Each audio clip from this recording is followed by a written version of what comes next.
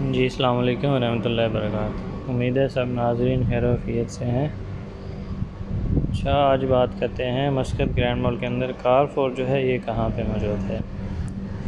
اس میں یہ گروسریز اور دوسرے سامان ہے، ہائپر مارکیٹ ہے۔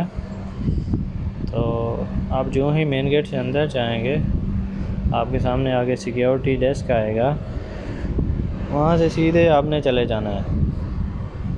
جہاں سے مال آگے سے ٹرن ہوگا ویسے ہی آپ نے ٹرن ہوتے جانا ہے، ٹھیک ہے، سیدھے چلتے جانا ہے۔ آپ کے لیفٹ سائیڈ میں آپ کو کارفور جو ہے وہ نظر آ جائے گی، وہاں پہ کاؤنٹر لگے ہوں گے۔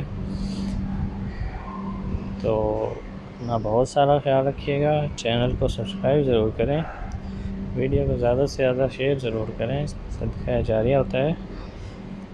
اپنا بہت سارا خیال رکھیں۔ اللہ حافظ۔